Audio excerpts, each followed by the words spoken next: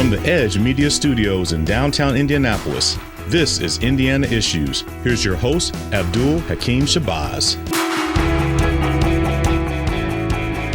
Hello, and welcome to Indiana Issues, a public affairs program that goes beyond headlines and sound bites to bring you Indiana's big stories in their entirety. I'm your host, Abdul-Hakim Shabazz, the editor and publisher of IndyPolitics.org, and we're coming to you from the Edge Media Studios in downtown Indianapolis. Well, our political panels are still on summer break, but we promise you they will all be back in due time. In the meanwhile, we like to look at maybe some other issues, just as important, but not necessarily political. And today, we're going to talk about social media and its impact and some of the controversies that have stemmed up around it. And joining me is my panel of social media experts, my good friend, Dr. Erin Albert of the American Society of Consultant Pharmacies and Butler University. Dr. Albert, Erin, always good to see you again. You too. Thank you. Also joining us is Amy Stark. She is the CEO of Digital Noms Incorporated. Amy, thanks for joining us. Thank you. And last but definitely not least, for the most part, my good friend Dave Meeker, social media consultant, also bringing tech to you. Dave, thanks for being with us today. Thank you. All right, so my friends, let's start, Dr. Albert, with you. The status of social media these days, what's going on? Wow, so much to talk about. I, for the first time this week, just saw a live stream video on LinkedIn, believe it or not. And so now the trend is going to live stream on simultaneous multiple platforms. I am really excited about this because I think it's going to speed up the travel of news as it happens. Very excited about that. Amy, social media, what is it? What would you say its status is today? I would say it's thriving and growing and only going to get bigger and more important in all aspects of our life. And the LinkedIn Live is really interesting. Now we have YouTube, Facebook, Instagram, all of those you can use as a live broadcast platform. And simultaneously is really interesting to me. I didn't know about that, but that is very smart too.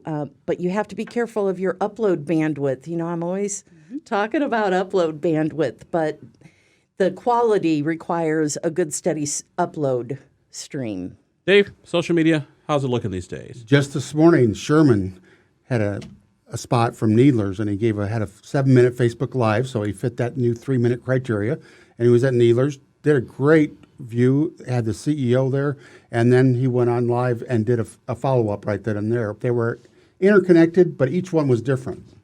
So what does that tell you as to how things are looking these days? Because for a lot of people, all Facebook and to a lesser degree Twitter, Instagram, and LinkedIn have just turned into giant places for people to be abusive, obnoxious, overbearing, which is fine if you're a political talk show host like I am, and as part of your business model. But does it really, it just makes us a much more discourse, more dysfunctional society. We kind of retreat into our silos where we just get our world point of view. What is social media doing to combat that, I don't know, either that stereotype or that image? Anybody feel free to jump in. In order to be a LinkedIn Live person, you have to apply for it. It's about a 2-page application. And I thought it was just a drop down. I was wrong, which happens every once in a while. But on the other hand, Facebook Live I don't think they monitor, but sometimes they see you do too many in a row. They decide not to publish one. You can't save it locally to your phone, but at least it goes out. I mean, just this week, I have witnessed, at least in my world of pharmacy, that there is a huge retailer out there who is letting pharmacists and pharmacy technicians go in droves. And I am really frustrated as a professional because the general or traditional media isn't talking about it. However, through social media, it's everywhere. It's ubiquitous. So as a libertarian, for lack of a better term, when it comes to social media and democracy, I am appreciative of the fact that we do have social media and we can talk about real issues despite the fact that traditional media is ignoring them. Amy? I would say that one of our biggest challenges is Congress not understanding what's going on. Which we will get to shortly. Oh, okay. But if they are going to, regulation is such a big buzzword right now, and if they're going to regulate, at least bring us up to the standard where they hold the National Enquirer, maybe? Or what if they were held to the standard, I'm talking social media platforms, what if they were held to the standard that the backbone carriers are held to, That's a highly regulated industry. And if they just applied those, we might have a better, more civil society on social media. Something you brought up, Dr. Albert, I want to explore just a little bit more. You talked about the news you were getting about pharmacists across the country being let go by a giant retailer. The mainstream media had been getting to it. Obviously, a lot of news outlets are starting to use social media as a way to deliver information, but then again, so can everybody else. So how do you do that quality control to avoid? I really hate using the term, real news versus quote unquote fake news. Yeah, it's really challenging with this particular pharmacy issue right now. I can't get validation from a valid source as to what's really happening, other than word of mouth and all the search boards like Quora, et cetera, where people are actually reporting their case individually. I don't know how to verify. We have verification systems for online pharmacies in the pharmacy world. I don't know if we're ever going to get there when it comes to news and delivery of news and the quality factor, the validity factor. It is, I think, still kind of in its infancy around that.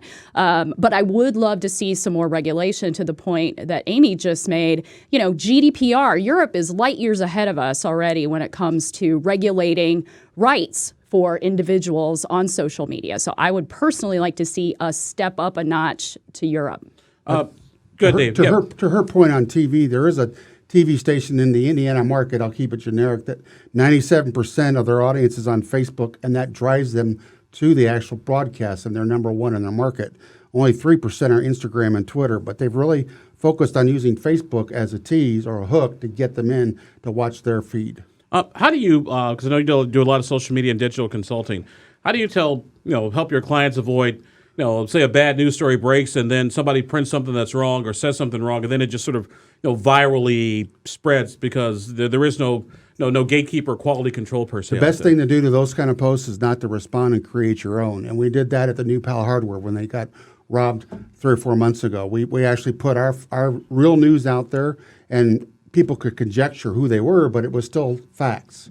Amy? I would say confront them head on.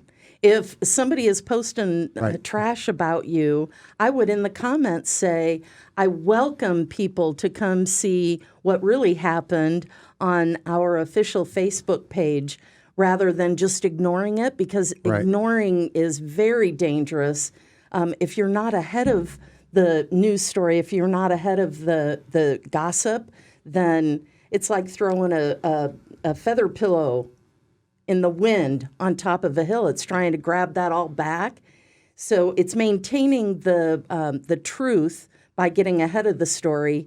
And I would recommend getting out there on all the platforms. Unless you have an unstable person that starts responding and it gets ugly. Yeah, I think you need to take it offline sometimes. That's what I did. Take it offline. Yeah.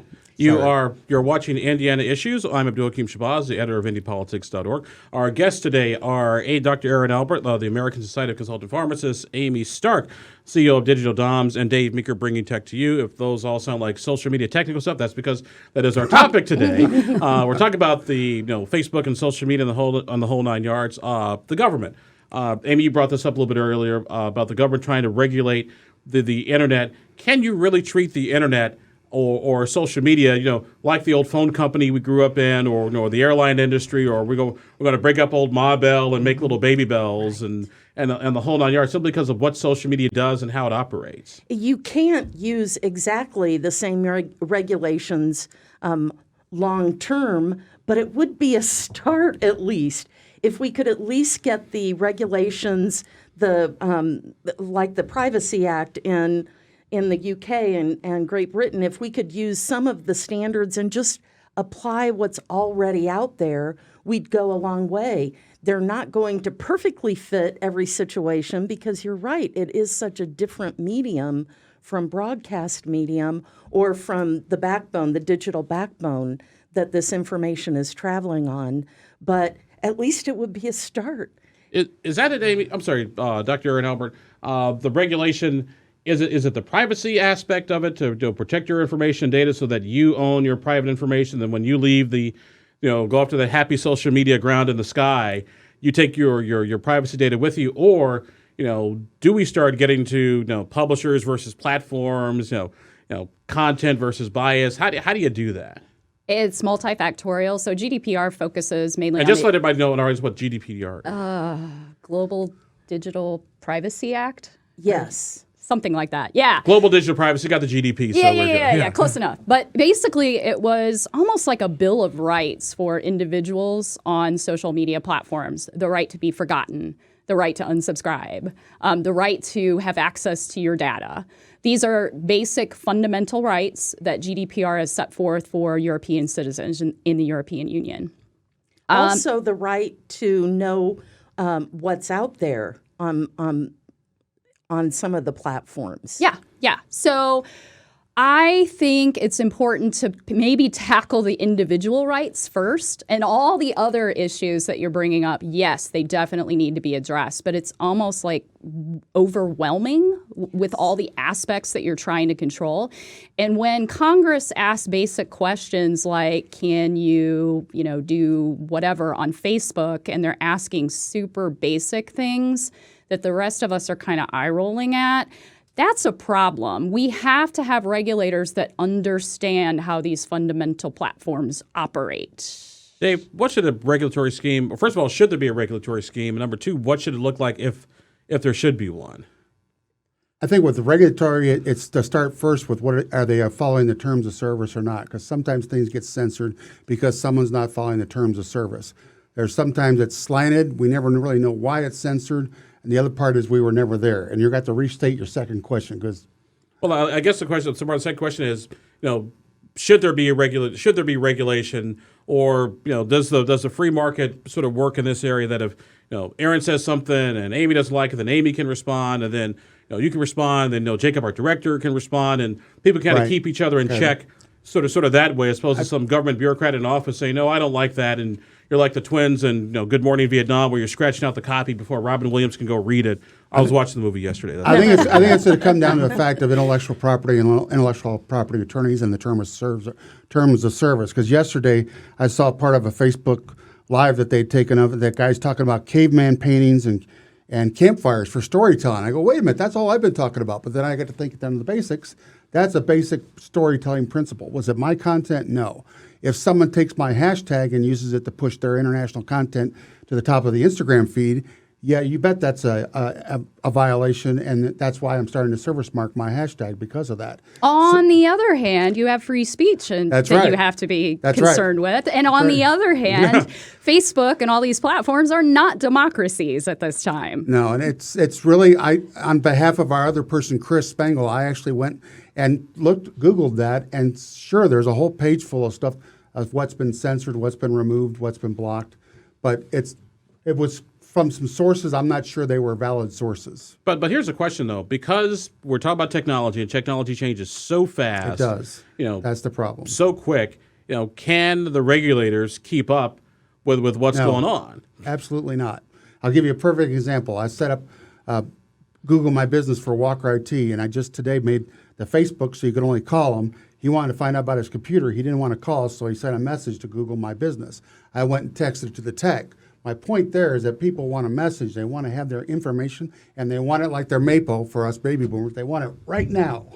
Well, even for us Gen X people, we want it too. I had an issue with a certain rental car company whose name I will not say, but it sounds like a ship from Star Trek. And so I sent in my complaint via their website. I'm still waiting to hear from them. So good luck with that. Yeah, we'll see what happens. Maybe I tried that with Amazon. You know how it worked? They sent me to Home Depot or Office Depot, and I didn't get anything. Yeah, that or next time I'll just send on lawyer letterhead. That's always a good thing. CC. Yeah, exactly. CC a lawyer at the bottom. CC myself. Right. Let me get your thoughts on this. Can you regulate something like this, Amy? Because, like I said, technology changes so fast, so quick that by the time you've written the rules, there's new technology out. Right. Well, as I mentioned before, I think you could use some of the regulations that are out there currently for AT&T and Verizon. There are a lot of regulations there that aren't touching social media, but I think people should be held accountable and maybe be able to take folks to court if they're spreading misinformation. The digital platforms can't be responsible for policing everything. There are 1 billion posts per day, and always check my numbers because I don't do math in public, so always check that billion number. But the uploads to YouTube And Facebook alone per day is just phenomenal. There's no way the platforms will be able to do it themselves. You're watching Indiana Issues. Our guests today are Dr. Erin Albert, the American Society of Consultant Pharmacists, Amy Stark, CEO of Digital Doms Incorporated, and Dave Meeker, bringing tech to you. We're talking about the internet, social media, et cetera. We're going to continue our conversation just a bit, talk about our social media like Facebook and Twitter. Are they publishers or platforms? And what about this whole free speech censorship thing? I mean, is it really a democracy if it's a private company? So we'll continue that conversation in just a bit. You're watching Indiana Issues.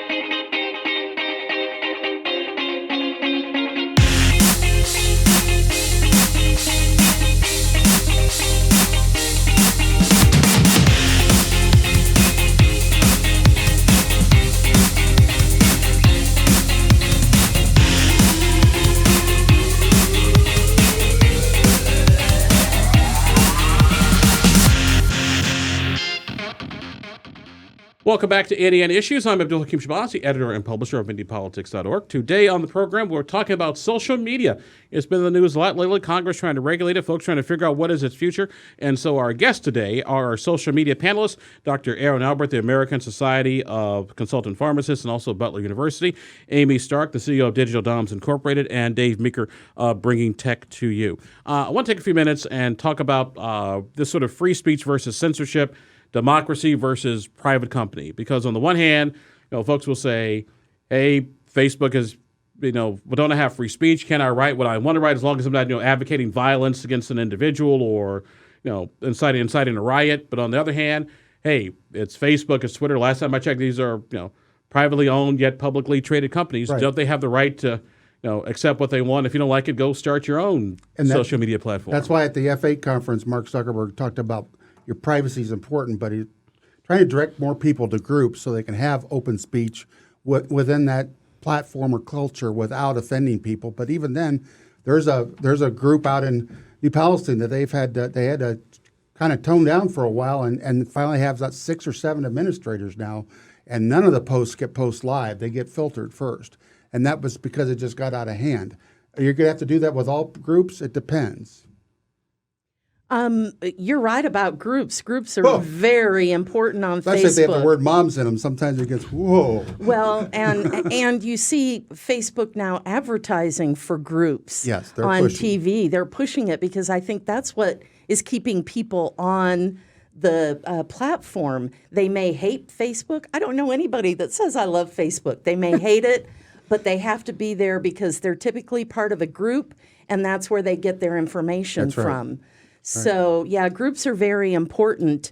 I think if it is a neutral platform where other people are producing content, I don't believe it's a journalist or it's not a publishing house. It's just a neutral platform where the publishers are the users. What about that, Dr. Albert? Is it a publisher or is it a is a platform? I mean, on IndyPolitics.org, we use social media all the time. I mean, these programs that we do here with our friends at Edge Media Studios, once we're done recording everything, we push it out to social media on various, platforms. Facebook isn't responsible for any of the content. I mean, that's all put together by us here. But sometimes Facebook says, hey, even though you're not really talking about anything, your show may be too political, so you got to go through all these hoops to and by the way, send us your driver's license number and your mother's maiden name, and then I kind of told them to go get bent because that's not going to happen if you don't publish the show. You don't publish the show, but once again, it is it's their build number and just written space in it. Right. It's both in my mind. I mean, there are people that are posting their own original content, and they're pushing it out to their audiences, both. But I did want to go back to the closed groups phenomena, and I have seen this more in larger groups now where they are filtering comments. So the larger the group, the closed group gets, the more likely they are to start administering comments. That's right. But I got to tell you, back to the validity, question and debate we had earlier in the show.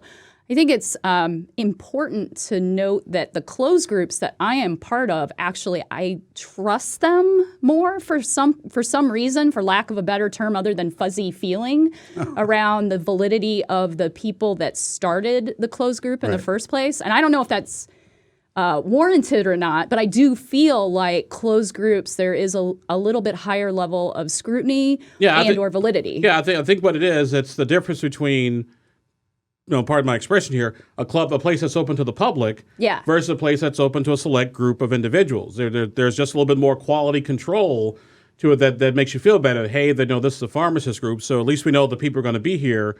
At least you would think have some level of expectation of knowing what they're talking about. Yeah, I would think. You would think. I would hope. I'll just put it that way. Anybody can pretend to be anyone, though. So unless you've got a really on the ball moderator, you really don't know who's participating in those groups. But they have been used effectively in disseminating information to their members, and I think that's what's really got a hold on us as a culture. That's how Facebook has us in their grips. But you're talking about publishing, and Facebook's timeline did something really squirrely to me last couple of weeks. All I'm seeing on my personal timeline are where people have shared other links. I think they're trying to make them influencers, and sometimes I'll see some pictures, but it was just insane. And I thought, well, this is being more of a publishing platform when everyone's they find a link, they share it, and that's all I'm seeing in my feed for the last 2 weeks for the most part. But you brought up something interesting, Dave, before we move on to the next topic. Talk about administrators. And at one group that you said you were involved with, they had to have like 6 or 7 administrators to control content. They shut it down for a while because they didn't have enough people to monitor it. What does that tell you? Well, sometimes free speech has its place, but when all you see is a bunch of negativity, I think people are they were more interested, and I've told the story before, in what septic tank place they use or what vendor they use for IT or whatever it might be, and go to their trusted advisors than they want to read all the rhetoric. And there's a lot of rhetoric. However, negativity can sometimes lead to positive change. It can, yes. So again, I think we need to be careful about limiting what they can and cannot say. And for the platforms to kind of play moderator around that, I think is interesting. I know Facebook has hired people under contract to specifically remove posts that they feel are inappropriate. But that's a very fine line. Except for groups, they normally have guidelines. Here are the expectations, and the moderators. Not all guidelines. Okay. Not all groups have guidelines, though, and some are very wiggly. I would agree. But isn't, as Americans, it's our God-given right to complain about everything? Yes. But we haven't talked about secret groups yet. And there's a reason for secret groups. Here's the thing. I think all of these feelings have always been there. Right. These social media platforms are now giving you a platform to share those feelings. I think they've always been there. The civility in society is not degraded that much. It's just people are able to share it more often, even though that it's not. Instead of having a conversation over the backyard fence, it's right there in your living room. Exactly. Or wherever you are. You're watching Indiana Issues. We're talking today about social media and its impact on today's society. Our guests today are our good friends, Dr. Erin Albert of the American Society of Consultant Pharmacists, Amy Stark, CEO of Digital Doms Incorporated, and Dave Meeker, bringing tech to you. As we come toward the last segment, we talk about social media and its future. I know one of the big things has always been that issue of privacy, that issue of monitoring. We all saw the story about Alexia kind of spying on your recording phone, recording conversations in your home that is not really turned off. The Facebook app on your phone still going on even though you think you've turned it off. Is there a real expectation of privacy in the 21st century, or do you just have to live with it? Well, it's just not the expectation. It's having someone to take the time to understand not only the privacy settings, but the settings within the app and then the settings within your phone. A lot of people haven't taken the time to do that, and it's coming back and haunting some people. Yeah. I really don't. I really can't speak to people being on top of their privacy, but I will say that these are all free things. That's right. That's right. Bingo. We don't have to share anything. We can be not on social media platforms. So it really is their ballpark, and we're playing in it. And we're in such a state of flux right now because this is so new as a species. We don't know how to handle this. We've never been connected globally at the speed of light like we are now. That's right. Well, there actually are some people who are not on social media, have no desire to get on social media, and actually live quite well not on social media. Yeah, they're called homesteaders. And it makes me- Well, actually, they're called the lovely Mrs. Shabazz. It makes But me she sick. is. She Yeah. is on social media. When you're posting pictures of her, she, like it or not, is on social media. And I hate to say it, but to Amy's point, we are the product on all these free platforms. So if you choose to opt out, you might still not be opted out. Well, and I just don't understand why the people who are saying I'm shunning social media are typically the ones that have a lot of value to share, a lot of knowledge, Right. a lot of wisdom, a lot of life experience, and they're shunning the platform because it's so new. But I wish they wouldn't. I wish they'd get out there and share so we don't have a bunch of pictures of breakfasts and Cats. donuts. And what would the world be without Abdul going live? That's right. Well, it'd be something. Dull. My wife would say it'd be a much better place to get more work done around the house here. As we get ready, like I said, we get ready to wind down our program and come toward the end. Where do you all see social media going? What is the future going to look like? It's faster. Live stream is going to be everywhere. Live. Yep. It's going to just speed up. And I think traditional media is really going to hurt because we are all going to turn into reporters with all these powerful tools that we have. But is that necessarily? But I guess my question is, even with that, and I say, technically it is a good thing that now we have more access to more information than ever before. We can see things unfold as they happen. But where's the person who says, hey, let's take a step back, take a deep breath? Because one of the things I learned in journalism school, oftentimes the first reports of an incident are usually wrong. It's called a filter. Yeah. Sometimes we have to filter out what's relevant and what's not. Yeah. So who's the filter? Sometimes us. We have to learn how to train filters and get people involved and engaged in spreading the truth and not spreading misinformation. And if we have enough hall monitors, there are a lot of people out there on social media. If we set up guidelines where if you see something, say something to the administrators of those platforms so that they can tweak their algorithm to get rid of those folks faster. But sometimes people jump the gun too soon. I shared a post once. I knew it was 2 years old. I just wanted to see if anyone paid attention. Within 30 seconds, someone said, that was from 2017, Dave. I said, I know, it was a test. Snopes? Yeah. I don't know. But they jumped the gun. Yeah, but once again, though, for lack of a better term, who filters the filterers? Well, and I think that's part of what the broadcast media's job is now.